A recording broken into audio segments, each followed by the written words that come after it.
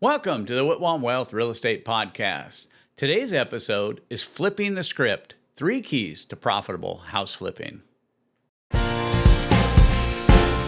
Welcome to the Whitwam Wealth Real Estate Podcast with Scott Whitwam, your blueprint to financial abundance. Settle in as we explore the mindset and methods for wealth building through real estate. Welcome back. I'm Scott Whitwam, and today's podcast is about flipping the script, 3 keys to profitable house flipping. And today we're going to track one of the most, I think, exciting and sometimes misunderstood areas of real estate, and that's house flipping. There is no doubt that if you're a subscriber to this podcast, there's a high likelihood you've watched at least one of the scripted TV shows about flipping houses. All of the problems they encounter, along with the ways that they handle them, their success stories, and the tons of money they made along the way. However, flipping homes is an unscripted adventure. If you do it enough, you develop systems that take a lot of the drama out of the equation. This might not make for a great TV flipping series, but it's how successful flippers turn average deals into profitable ones. On this episode, we'll break the process down into 3 basic steps. Number 1, finding the right property. Number 2, renovating and budgeting wisely. And number 3, selling for maximum profit. So take out your notebook, and by the end of this episode, you'll have a real-world framework for flipping smarter, not harder. All right, step 1, finding the right property. This is the most important part of the whole process. Finding the right property. You can flip any home, but you have to know the numbers to be profitable. If you don't know your numbers, if you don't have the numbers right, there is no way you can become profitable. And, a flip becomes a good or bad deal the moment you purchase it. Let me just start off by telling a story of a client I had about 10 years ago. And we had bought several homes that he was renovating and flipping. He was making money on them. He was doing good. He was actually a very experienced. Before I actually met him, he was actually already experienced in flipping, buying, renovating, and selling homes. But he wanted to get more aggressive. He wanted to do more deals. And so I was helping him locate properties, helping to evaluate properties with him. So he'd bring me the deals. I would help him evaluate them, make sure that they were good, could help him with construction budgets, those kind of things. Well, one day I get a phone call from him. And he says, "Hey, Scott, I got this great deal at the foreclosure auction." And then he starts to describe it to me. And so I asked for the address. I asked the number one thing I need to know. Where is the property? What's the address of this property so that I can look up and check out whether it's a good deal or not? Well, in the excitement of the auction, what he thought was a good deal was not a good deal at all. In fact, we barely got him out of there with a break even after he invested about $30,000 to get the home even ready to sell. And so this is 10 years ago when $30,000 went a lot further than it does today to get the house to sell and barely get him out with a break even on that deal. This is how, flipping homes can get really dangerous if you don't know your numbers. Because a flip can become, from a good deal to a bad deal the moment that you purchase it. That's what's going to make the difference. The old adage that profits are made when you buy and collected when you sell is true with home flipping as well. You have to buy the home right or there will be no profit on the end. So what makes a good flip? The numbers. You have to know your numbers. You have to know the acquisition numbers. You have to know the construction numbers. You have to know the carrying costs. And I will tell you, for people who are doing their first one, the real danger is they forget things like carrying costs. If you're using hard money, you forget about the cost of the interest that you're paying every month. You forget that you have utilities on the properties. So you've got water, sewer, trash, power, all of those kind of things, security monitoring, all of that kind of stuff. And then, you forget about things like insurance and taxes. So you have to pay the insurance bill. You got the tax bill is numbered. You've got to know the numbers. And I know you thought that I was going to say the number one thing was location, location, location, because that's what everybody says with real estate. The number one thing is location, location, location. But flipping's not about acquiring the street of dreams. It's about being profitable. So though location can be important, it is not the most important when it comes to home flipping. If you were going in to be a real estate agent and trying to take listings, then location matters. It becomes about everything for profitability. Generally, there will be a location factor to consider in order to market a property to the largest audience. But the reality is that people buy homes anywhere other people live. They buy them in small communities, they buy them in large communities, they buy them in rural areas, they buy them in dense urban areas, they buy them in all these different areas. When I look for flips, and I'm not talking about buy and hold now, I'm talking about just flipping, I try to avoid some areas. I try to avoid major roadways.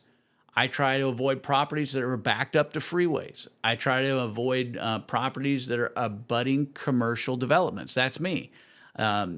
I bought all of those properties in the past, and I've learned the lessons from buying those properties. What seems like a good deal is a good deal because nobody else wants it. So you're buying a property that sits right on the back of a major freeway, and whoever's going to live in that house is going to hear freeway noise. And for renting that may not be an issue. It may be easier to rent that property than it is to sell it to somebody who's looking for their dream home, and they don't want to hear the freeway all the time. They don't want the additional crime that comes with commercial neighborhoods, industrial parks, those type of things, being in very dense apartment complexes. So they don't want their property right up next to that where it's easy for people to hop the fence. So there's these things you need to think about when you're buying regarding locations. So that's my tolerance. I may consider all those locations, though, for rentals, but not for my flips. And the other thing is when you get ready to sell it, you're going to find a lot less demand, and demand drives profitability when we're getting ready to sell the house. So I look for stable and rising property value areas, good schools, and nearby amenities if I'm buying inside of an urban or a city area, some dense area, because people, that's the reason they're moving to the city, is they want to have access to schools, hospitals, banks, malls, those type of things. Once you do a few flips in certain areas of town, you'll develop a feel for the good and the bad communities to purchase in. Some communities are better than others.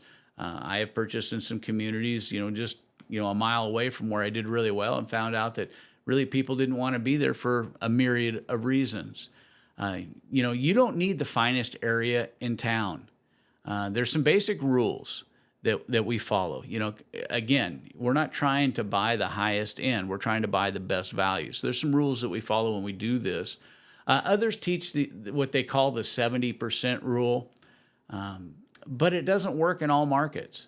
If you just say, you want to buy 70% of the ARV and consider your repair expenses and all that, it just doesn't work in every market. In fact, as in the market that I'm in, I would say probably since about 2018, it's been hard to buy below the 80% on an ARV number. And that doesn't really take into consideration the conditions. So we always try to buy about 60%. But why do we do that? Because generally we're buying homes that need larger consideration for remodel. If you're buying homes that need, just lipstick, they just need paint, carpet, and appliances, you may be able to pay 80, 85%. You just have to pencil out the numbers, what works for you, your tolerance, and the profit margins that you need. That's why we provide a deal evaluator tool to all of our coaching students. It helps them quickly identify homes that may be good flips. And we've done the research, we put the app together, and so now our coaching students get this to help weed out a lot of the things that would be what I'd call generic advice that you'll find on the internet. But you need to know who may likely buy the property. Are you dealing with jumbo loan type people? Are you dealing with, is this area mostly cash buyers? Is this area first-time home buyers? Is this area government assistance programs, those type of things? You need to know who you're working with. Why do I say that? It's not about judging people on class, but the reality is if somebody's in the jumbo market area or if they're in the cash buying area, they're less likely to need what's called seller concessions. They're less likely to need my help in order to purchase their home. And so that's something you have to take into consideration. If I'm buying in an area that's a stressed area and typical first-time home buyers or people who are needing down payment assistance in order to buy the home, I also have to expect that I may have to come out of pocket, 1, 2, or 3% in order to help a buyer complete the transaction. So it just needs to be built into our numbers. We need to realize it before we get caught going, oh, the only way I can sell this house is to give up another 3% to the buyer in order to purchase it. Also, for instance, you're not going to buy just a one-bedroom type home and think you're going to sell this to the biggest buying market that's in the marketplace, which are families. Most families are not looking for one-bedroom homes. If they're starting out, they may be looking for a two-bedroom home, a home that can be the master and then one for the children. So you need to know what your buyers are looking for. You have to realize that two-story homes is not the type of home that a senior is looking for. Somebody who's in their 70s and 80s are not looking to climb stairs anymore. They're looking for single-family homes. And sometimes people with disabilities are the same way. Though there's mobility devices that can modify and get you upstairs, if you're buying a new home, that's not the first thing you're going to think. Let's go find a two-story home so I can put an assistant device or an elevator or something in it. You're looking for a home that you can buy and use. So, don't think that a two-story home is going to give you the biggest buyer pool. So these are kind of things that you need to learn and take into consideration. It's important as it will determine who you market the property to, but also how you remodel the home. Typically if I'm in a higher end community where it's professionals and they have smaller families, I'm going to remodel that home in a way that doesn't necessarily lean towards, family and kids. I'm going to remodel that home towards a professional look that doesn't take into consideration. I'm not putting a swing set in the backyard, those type of things. You need to know what your target audience is, especially if you want to avoid wasting money, and that can become a pitfall, for you. I mean, you're spending money on things that people aren't even interested in. I had a client that I helped sell one of their homes, and they had done this full remodel. I had warned them that what they were doing I wouldn't do, but they did it anyways. House looked gorgeous. House sold in 2 days. And the day after it sold, the new buyer backed the dumpster up and started getting all of the work that they had just done because they had made it very specific. Now, fortunately, they found a buyer who could look past all of the specifics, and the market temp was right that they could gut the home and redo it the way that they wanted. They had the resources to do it. But it could be a pitfall if you remodel a house and people are coming in going, no, this just isn't what we need, doesn't fit for our kids, doesn't fit for our professional lifestyle, whatever it is. You want to avoid those money pitfalls. When you're acquiring the home, I recommend that you get a home inspection. Now I'm a licensed contractor, and I still send my home inspector, who's not, I don't own any of his business, so he's a complete neutral third party. I send him out to do inspections for me because even as a contractor, we miss some things because sometimes we're more focused on the deal than we are some of the issues, and they'll save us some things. I mean, think about it: foundations, structural issues, major plumbing, electrical concerns. You want to, the cost of a home inspector is a very good insurance policy. If you're paying a home inspector $500-600 and you're buying a home that's $400,000 or $500,000, that small fee is a very good insurance policy against buying something you have to put an extra $50,000, $60,000, $70,000 into. Use free online tools like Redfin, Realtor.com, and Zillow to help base your values and your prices. They're not super accurate, but they're close. They'll get you to where you need to be. If you want better data, you'll have to have the tools like we use when we're evaluating flips. We pay for those. There's a lot of different tools out there. We offer them to our coaching students. They get, some reduced pricing on them. But you need to have something in order to base your prices and then run it through some estimating model. Before you buy, get an estimate on repairs. If you're not a contractor yourself and you're going to have these work done for you, then get an estimate from one of your contractors. Even if it's a rough estimate. If you're not using a contractor, you have to put a rough estimate together. You need to know approximately what this is going to cost you. Otherwise, you're not going to really know your numbers. All right, step 2, renovating and budgeting. So you've purchased the home. Now the real work begins, right? Renovating and working with the budgets. This is where a lot of people who are flipping homes sink, because they get into it and they decide, well, wouldn't this be cool? And wouldn't this be cool? And they break their budgets. They start doing things. They watched HGTV, got all these great ideas, and now all of a sudden they've got more money invested in the home's going to sell for. But here's some things to focus on. Start with a predefined scope of work and be willing to stick to it. Define what it is you're going to do and what you're not going to do on this home based upon what you think the house will sell for and who your clientele is. Remember, list out all the repairs and improvements before you start swinging hammers. You should know all this before you start demoing walls. Surprises equal blown budgets. So when you get these big surprises or you make these big changes, it'll blow your budgets and could blow all the profit out of a deal. But set realistic timelines also. I've had people tell me, oh, no, I can get this house flipped in 30 days. I can get this house flipped in 60 days. I can get this house flipped in 90 days. But set realistic timelines. We all want the work to be done in 60 days, but sometimes it takes 6 months. You have to look at the scope of work, the resources you have available, what your contractor's resources are available. You hire a contractor to do it, and they may have 3 or 4 or 5 jobs or more going on, and they may not be able to dedicate all their crews to yours constantly. So you need to work that out and find out what kind of resource you have available.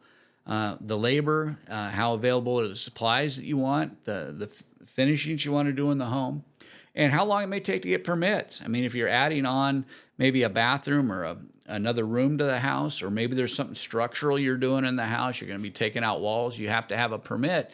How much will that slow down your project? We have a project that we just got done. It took, here in the Phoenix area, it took us almost a year to go through the variance process with the city of Phoenix. I mean, those are things we had built into the project. We knew it could take some time, and we knew the city of Phoenix wouldn't be quick. We knew it was going to take time for the architects. We knew it was going to take time for the surveyors. We knew all of those things, so we built them into the project. Because the longer you hold on to the property, the more the carrying costs are, the more utility bills you have to pay, the more water bills you have to pay, the more insurance you have to pay, the more taxes you have to pay. Those costs all add up in the project. They're all expenses that we need to factor in when we're acquiring the property. And that's why I said you got to know your numbers. We need to factor all these in when we're acquiring. For most of my flips, I want to average around 90 days to complete. I say average because I'd like less when possible. I always try to prioritize the renovations that'll add value in order to shorten the time frames on the projects. That's why I prioritize things, know what I'm doing. But, like this project we've got going on right now, we figured it was an 18-month project, and right now we're in month 12. So we've got about 6 months more to have the phase that we're in finished. But when we get done, we will have multiple units on this property, but it was all factored in, and so that we prioritize what needed to be done and what stages they need to be done. When you're remodeling houses, focus on kitchens and bathrooms and curb appeal. They're going to add the biggest return to your budget. And do the little things. Look at the light switches. If they've got black rings around them, you either need to get really cool or get your cleaning crew really to focus in on cleaning those so they look new, or replace the little things because they stand out when people come into the home. They see everything else is new, and they look at chewed baseboard and cracks in doors and light switches and fixture plates and stuff that are cracked. So do the little things. New paint, new floors, modern fixtures can go a long way without breaking the bank. Build in a budget buffer of 10 or 15% to your renovation budget for unexpected costs. Those things that they have on these scripted television shows that they build in, they know that they're going to happen because they've planned them into the deal, but you may not know that they're going to happen. You're not going to know that you uncover something and now all of a sudden you have termites that have eaten a structural beam that has to be replaced. Well, where's that money going to come from? If you have it built in as a buffer and your numbers work, then it can come out of the project and it won't reduce the end profit. And then keep a running record of your expenses. You can use a spreadsheet as a simple way of doing it, or one of the project management apps that you can find out on the internet. Just Google it, and project management app for flipping homes. It'll let you track your expenses and your timeline. But, there's going to be a fee to most of the good ones. The very good apps that are going to be the most comprehensive are going to cost a little bit of money to purchase. You may be able to do something if you've got an accounting background in Quicken or QuickBooks or something and set something up, but those still cost some money. Step 3, selling for maximum profit. Okay, so you found the right property. You've nailed the renovation. Now it's time to get it sold and collect the profits. So here's some ideas, to get the most out of your flip. The number one thing I would say to get the most money out of your flip is price it right on day one. One of the biggest drawbacks for flippers is they always want to try to maximize the profit. So if a house down the road sold for $475,000, they want to price theirs at $500,000 because they want to get the most that may be in the market for it. Well, in a great market, you can do that, no problem. But in an average market or a slow or declining market, that doesn't work. We had a property in Tempe that we advised on the sellers on a price, and they decided they wanted to list above our recommended price, and they fired us after 6 months because the house didn't sell. It wasn't getting any traffic. The pictures were great that we had on there. The listing was great. This is on our real estate brokerage side. And we'd even talked them into one price drop, but eventually they fired us, wanted to use another agent. The other agent took over, and guess what? 6 months later, house was still on the market. Why? Because they overpriced the house when they went on the market. This house was the remodel was done well enough that if they had priced it at the price point we had recommended, it's very likely that they would have got an offer in the first couple weeks. That's typically the most active period for your property, and if you price it right, you'll do that. Otherwise, it starts to get added days on market. In our market right now, we're over 90 days on average anyways, but you start to get extended days on market, and then people wonder what's wrong with that house, and they may skip even looking at it. So by not getting greedy, the houses will show more, which builds demand, and demand is the number one thing that will get you the price that you want. To bring in multiple buyers, competing offers for a home. Not only do you get then a good price, but you reduce your carrying costs. The quicker you can sell it, the less expenses you have in it. And I know this investor who had this property here, they were on hard money. They were paying, I think, 15% on hard money. It was 14 or 15% on hard money. And they had to carry that thing for a year, and they were expecting it to sell really quick. And so you need to really see how your numbers work if something like that happens. You got to evaluate your market to determine if all of these different factors. In fact, I would even look at evaluating your market to determine whether or not you even want to stage a house, whether staging will improve the price. Personally, this is me who has been doing this for a long time, since 1989. I never stage my flips with furniture. I don't. I have not found it to be good. Now, have we? Yes, we have. And the reason I don't is because and I've seen the difference in the results. And from a brokerage side, from out walking buyers through houses that have been staged and not staged. As a top real estate agent, I've discovered that staging with furniture can literally unsell a house. People cannot see their own existing furniture, how it will work, because they're blinded by all of the stuff that's been staged in the home. And many times people, they'll feel the home is too small because of all the stuff that's in the house. So I don't stage houses with couches and tables anymore. I'll lightly stage homes. We'll do vases sometimes, some greenery, just to enhance and add to the color, bring some comfort and softness into the house, but we don't fully stage houses anymore. Some people do, and they swear that it's a good process. But you know what? I generally save thousands of dollars in staging fees by not staging my homes. But again, it's something that you'll have to decide in your market what you're competing against and whether or not it makes sense. I just know that if you overstage a house, it completely makes it uncomfortable for the buyers that are trying to look at it. The other thing is good photos. They're an absolute must. And I recommend that you use a professional. Now, don't just take your cell phone out of your pocket, snap some photos, and go home and editor and try to clean them up a little bit, or Photoshop and take out, the dog that ran across the image or whatever. Hire a professional. because your pictures need to be bright, and they need to light up the space, and they need to take up the space and make it look big, make it look inviting. A professional photographer can do that. Some simple picture tips would be close all the toilet lids before you take a picture. I know it's silly, but it really makes a difference in the photo. When the toilet lids are up, the house looks unfinished. Same thing with appliance doors. Shut the dishwasher. Make sure that the oven doors are shut. Make sure all the cabinet doors are shut. And then remove all of the clutter. Get all of the clutter off the countertops. If people have set, grocery bags down or something, you have to get those out of the photo before you take the photos. You want the house to be inviting and to look its absolute best. And then next, you need to market your property. I know all of the TV shows, they always have 40 or 50 people coming through when they throw an open house sign out in the front yard. But again, I have closed over 500 transactions personally, myself. I've never had an open house like that. That does not happen in reality. Unless you want to spend thousands of dollars advertising that people have a chance to be on a real estate TV show, and then screen all the people coming through to be your people that are coming through to look at your house and present it in that manner. What I recommend you do is that you hire a great real estate agent. You say, well, that's going to cost money. You have to build it into your budget before you make your offer on your house. But here's why. If you don't just go hire a real estate agent. Don't go hire a beginning agent. Don't go hire an agent that doesn't have experience with investment properties.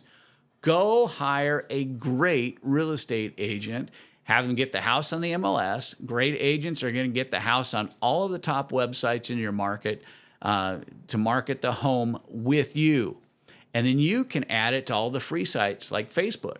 And you can put the transformational story. Here's how it looked like when I bought it. Here's what the contractors did. Here's how it looks today. Come buy this house. You'll love it because it's well done. And then lastly, I just want to throw this in. It's what I call the escape clause. None of us like it, but if markets cool off, or if markets go way down, you're having trouble selling a home, have a backup strategy for putting a renter into the home for a short term until the market changes. This flexibility approach has saved me thousands and thousands of dollars over the years when we hit tough markets. If market changed in the middle of a remodel or something, we were able to rescue the plan, get our money back, and by just putting a tenant in it. And for the most of us who are living in the U.S., we have been in a harsh or tight market since mid-2022. So I would always have a backup plan ready if, for some reason, your first plan of selling the home quick doesn't happen. So let's recap. Step 1, buy smart, know your numbers, and know your neighborhoods. Step 2, renovate with a plan and protect your budget. Step 3, have an exit strategy and maximize your profit. Flipping houses may not be as easy as they show on the TV shows, but with the right strategy, it can be incredibly rewarding. That's all for this episode. I want to thank you for joining me on this episode of the Whitwam Wealth Real Estate Podcast. Be sure to check out our previous episodes related to real estate investing topics, and I invite you to subscribe today and be part of our growing community. You can always find the Whitwam Wealth Real Estate Podcast on Apple Podcasts, Spotify, iHeart Podcasts, YouTube, or wherever you enjoy listening to your podcasts. This is Scott Whitwam. Be sure to join me on the next episode of the Whitwam Wealth Real Estate Podcast, where we're wealth building through real estate.